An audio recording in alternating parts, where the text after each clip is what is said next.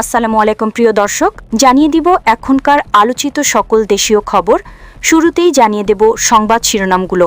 মানুষের কাছে ভালো সাড়া পাচ্ছি বলেছেন জিএম কাদের। তারেক রহমান জনগণ আর উন্নয়ন ছাড়া কিছু বোঝেন না বলছেন পার্থ। ধানের শীষে ভোট না দিলে রেহাই নেই, বিএনপি নেতার হুমকির ভিডিও ভাইরাল। জানাবো বেহেশতের লোভ দেখিয়ে একটি দল ক্ষমতায় যাওয়ার চেষ্টা করছে বলছেন মেজর হাফিজ। এবং সর্বশেষ জানাবো 12 তারিখ জাতীয় পার্টির রাজনৈতিক জানাজা হবে বলছেন হাসনাত। প্রিয় দর্শক, এতক্ষণ দেখছিলেন সংবাদ শিরোনামগুলো, এখন জানাবো বিস্তারিত খবর। মানুষের কাছে ভালো সাড়া পাচ্ছি বলছেন জিএম কাদের। জাতীয় পার্টির চেয়ারম্যান ও সাবেক মন্ত্রী জিএম কাদের বলেছেন, রংপুরের মানুষের কাছে অত্যন্ত ভালো সাড়া পাচ্ছি। রংপুর বিভাগের সব জায়গায় আমাদের প্রার্থীদের অবস্থান ভালো। বিগত দিনে অন্যায় অত্যাচারের জন্য আমাদের পার্টির ঐতিহ্য ধরে রাখতে পারিনি।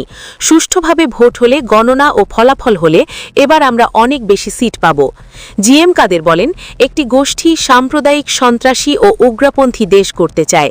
এই অবস্থায় থেকে দেশ রক্ষার জন্য গণভোটে না চিহ্নে ভোট দিতে হবে। এই সরকার সারা দেশ কারাগারে পরিণত করেছে। দেশে এখন চিহ্নিত খুনিদের ছেড়ে দেওয়া হচ্ছে, আর নিরীহ মানুষকে বিভিন্ন কাল্পনিক মামলা দিয়ে জেলে দিচ্ছে।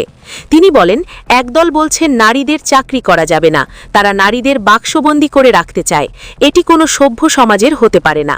নারীরা যদি কর্মক্ষেত্রে যেতে না পারে, তাহলে যেই পরিবারে একমাত্র মেয়ে রয়েছে সেই পরিবার কিভাবে চলবে?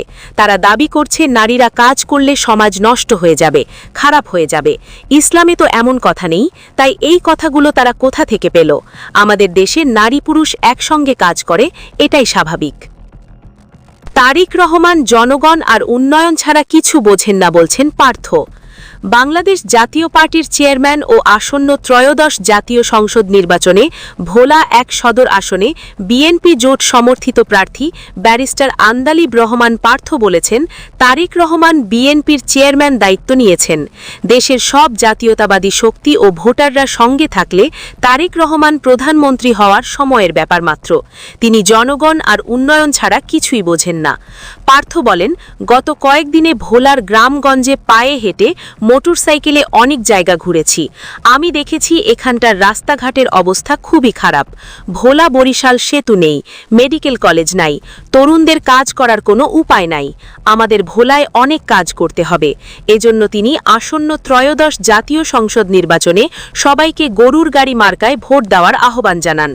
জামাত ইসলামীর বাড়ি বাড়ি গিয়ে জান্নাতের টিকিট বিক্রির নামে সমাজে দাজ্জালের ফিতনা ছড়াচ্ছে অভিযোগ করে তাদের থেকে সবাইকে দূরে থাকার আহ্বান জানান তিনি। ধানের শীষে ভোট না দিলে রেহাই নেই, বিএনপি নেতার হুমকির ভিডিও ভাইরাল। ত্রয়োদশ জাতীয় নির্বাচনকে সামনে রেখে নারায়ণগঞ্জ 3 আসনে এক বিএনপি নেতার হুমকির বক্তব্য সামাজিক যোগাযোগ মাধ্যম ফেসবুকে ছড়িয়ে পড়েছে। এতে সাধারণ ভোটারদের মাঝে আতঙ্ক ছড়িয়ে পড়েছে। এ নিয়ে এলাকায় ব্যাপক আলোচনা সমালোচনার ঝড় বইছে। অনেকের মতে, এ ধরনের হুমকির কারণে অনেক ভোটার কেন্দ্রমুখী হওয়া থেকে বিরত থাকা সমূহ সম্ভাবনা দেখা দিয়েছে। সংশ্লিষ্ট সূত্রে জানা যায়, গত শুক্রবার বিকেল 4টায় সোনারগাঁ উপজেলার মোগরাপাড়া ইউনিয়নের 3 নম্বর ওয়ার্ডের ছোট সাদিপুর এলাকায় নারায়ণগঞ্জ 3 আসনে বিএনপি মনোনীত প্রার্থী আজহারুল ইসলাম মান্নানের সঙ্গে নির্বাচনী প্রচারণায় সোনারগাঁ থানা বিএনপি সাংগঠনিক সম্পাদক নিজামুদ্দিন আল্লাহর কসম কেটে সাধারণ ভোটারদের উদ্দেশ্যে একটি বক্তব্য দেন। বক্তব্যে তিনি ধানের শীষ প্রতীক ছাড়া অন্য কোনো প্রতীকে ভোট দিলে নির্বাচনের পর কাউকে রেহাই দেওয়া হবে না বলে হুমকি প্রদান করেন। বক্তব্যটি মোবাইল ফোনে ধারণ করার পর সামাজিক যোগাযোগ মাধ্যম ফেসবুকে ভাইরাল হয়। এ ঘটনার পর থেকে সাধারণ ভোটারদের মধ্যে চরম উদ্বেগ আর উৎকণ্ঠা ছড়িয়ে পড়ে।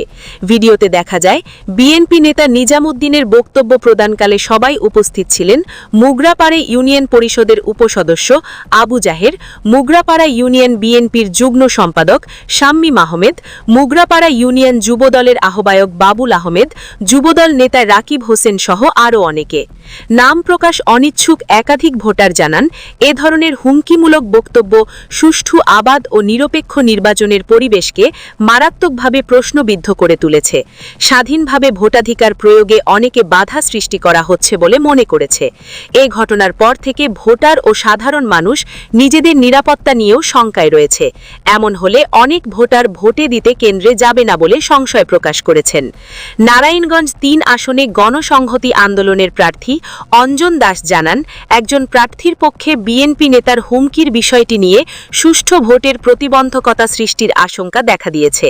এ ব্যাপারে দ্রুত কার্যকরী ব্যবস্থা গ্রহণের জন্য তিনি নির্বাচন কমিশনকে অনুরোধ জানান। এ ব্যাপারে সোনারগাঁ বিএনপি সাংগঠনিক সম্পাদক নিজামুদ্দিন বলেন, তার আত্মীয় স্বজনদের নিয়ে তিনি নির্বাচনে উঠান বৈঠক করেছিলেন। তার কিছু আত্মীয় স্বজন বিএনপি প্রার্থীর পক্ষে প্রকাশ্যে থাকলেও গোপনে অন্য প্রার্থীর পক্ষে অবস্থান নিয়েছেন বলে তিনি জানতে পারেন। এ কারণে তিনি তার আত্মীয় স্বজনদের শাসিয়েছেন বলে দাবি করেন। সোনারগাঁ উপজেলা নির্বাহী অফিসার ও সহকারী রিটার্নিং অফিসার আসিফ আল জিনাদ বলেন, ভিডিওর বিষয়টি তার নজরে এসেছে। এ বিষয়ে দ্রুত কার্যকরী ব্যবস্থা নেওয়া হবে বলে তিনি জানিয়েছেন। বেহেশতের লোভ দেখিয়ে একটি দল ক্ষমতায় যাওয়ার চেষ্টা করছে বলছেন মেজর হাফিজ। ভোলা ৩ আসনের সাংসদ প্রার্থী ও বিএনপির স্থায়ী কমিটির সদস্য মেজর হাফিজউদ্দিন আহমেদ বলেছেন, আগামী নির্বাচনে একটি দল সাধারণ মানুষদের বেহেশতের লোভ দেখিয়ে ক্ষমতায় যাওয়ার চেষ্টা করছে। তারা নিজেদের ইসলামী দল দাবি করছে। নামের শেষে ইসলাম দেখে মনে করার কারণ নেই সেটি ইসলামী দল এবং তারা ইসলামের লোক। তাদের দলের প্রধান কখনো নারী হতে পারবে না। তারা নির্বাচনে নারীদের কোনো নমিনেশন দেয় না। তিনি বলেন, আমরা যুদ্ধ করে দেশ স্বাধীন করেছি। এই দেশ কোনো পরাশক্তির করুণা নয়। আমরা স্বাধীন ও সার্বভৌম জাতি হিসেবে বিশ্ব দরবারে মর্যাদা নিয়ে বাঁচতে চাই। জনসভায় উপস্থিত জনগণের উদ্দেশ্যে মেজর হাফিজ প্রশ্ন রাখেন, আপনারা কি সুখী সমৃদ্ধ বাংলাদেশ চান? সঙ্গে সঙ্গে জনসভা প্রাঙ্গণ থেকে জোরালো কণ্ঠে হ্যাঁ ধ্বনি ভেসে আসে। ১২ তারিখ জাতীয় পার্টির রাজনৈতিক জানাজা হবে বলছেন হাসনাত। জাতীয় নাগরিক কমিটির দক্ষিণাঞ্চলের মুখ্য সংগঠক হাসনাত আবদুল্লাহ বলেছেন, জাতীয় পার্টি রাজনৈতিকভাবে মৃত। আগামী ১২ তারিখ ভোটের মাধ্যমে তাদের দাফন সম্পন্ন হবে। সেদিন শুধু তাদের আনুষ্ঠানিক জানাজা হবে। জাতীয় সংসদের ক্ষমতার কাঠামোয় আমূল পরিবর্তনের লক্ষ্যে আসন্ন গণভোটে হ্যাঁ ভোটকে বিজয় করার আহ্বান জানিয়েছেন হাসনাত আবদুল্লাহ। অভিযোগ করে তিনি বলেন, বিএনপি প্রকাশ্যে হ্যাঁ ভোটের পক্ষে কথা বললেও গোপনে না ভোটের পক্ষে কাজ করছে। এই দ্বিমুখী রাজনীতি জনগণের সঙ্গে প্রতারণার শামিল এবং তা অবিলম্বে বন্ধ করতে হবে। হাসনাত আবদুল্লাহ বলেন, বিএনপির প্রতি আমাদের স্পষ্ট বার্তা, গণভোট নিয়ে মুখে যা বলছেন তা মাঠের রাজনীতিতে প্রমাণ করুন। জনতার কাতারে নেমে আসুন। দ্বিমুখী ভূমিকা রেখে জনগণের আস্থা অর্জন সম্ভব নয়। তিনি বলেন, হ্যাঁ ভোটের মাধ্যমে সংসদের ক্ষমতার কাঠামো পরিবর্তন করা হবে এবং জনগণের প্রকৃত প্রতিনিধিত্ব নিশ্চিত করা হবে। জাতীয় পার্টিকে কটাক্ষ করে এনসিপির এই নেতা বলেন, আমরা হ্যাঁ ভোটের পক্ষে অবস্থান নিয়েছি, তখন দশরীয় জাতীয় পার্টি প্রকাশ্যে না ভোটের পক্ষে অবস্থান নিয়েছে। এনসিপির মনোনীত প্রার্থী আখতার হোসেনের প্রশংসা করে হাসনাত আবদুল্লাহ বলেন, আখতার হোসেন শুধু কাউনিয়ার কৃতি সন্তান নন, তিনি সারা বাংলাদেশের সম্পদ। দেশের যে কোনো প্রান্ত থেকে নির্বাচনী জয়ী হওয়ার মতো জনপ্রিয়তা ও নেতৃত্ব গুণ তার রয়েছে। কাউনিয়া ও পীরগাছায় মানুষও যদি দায়িত্ব নেয় তবে তাকে বিজয়ী করা কেউ ঠেকাতে পারবে না। অর্থ ও উন্নয়ন প্রসঙ্গে তিনি বলেন, আমাদের কাছে অবৈধ টাকা নেই। আমরা চাঁদাবাজি বা জুলুম করে অর্থ সংগ্রহ করিনি। কিন্তু আমাদের আছে সুদূরপ্রসারী উন্নয়ন পরিকল্পনা, আছে স্বচ্ছতা ও জনগণের প্রতি দায়বদ্ধতা।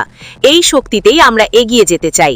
ভোটারদের উদ্দেশ্যে কঠোর সতর্ক বার্তা দিয়ে তিনি বলেন, ভোটের আগের দিন যারা শাড়ি, লুঙ্গি কিংবা টাকা নিয়ে আপনার দরজায় আসবে, ১২ তারিখ তাদের প্রত্যাখ্যান করবেন। সাময়িক কিছু সুবিধার লোভে পড়লে একদিনের আরামের বিনিময়ে আগামী ৫ বছর গোলামি করতে হবে। পরিবর্তনের যে সুবর্ণ সুযোগ এসেছে তা হাতছাড়া করা যায় না। বক্তব্যের শেষ পর্যায়ে তিনি রাষ্ট্রীয় ক্ষমতায় আমূল পরিবর্তনের লক্ষ্যে হ্যাঁ ভোটের পক্ষে সর্বস্তরের জনগণের সমর্থন কামনা করেন। প্রিয় দর্শক, এই ছিল এখনকার গুরুত্বপূর্ণ নিউজ। আরও গুরুত্বপূর্ণ নিউজ নিয়ে ফিরছি কিছুক্ষণের মধ্যে। নিউজগুলো সবার আগে দেখার জন্য এই চ্যানেলটি সাবস্ক্রাইব করে আমাদের সাথে থাকুন। ধন্যবাদ।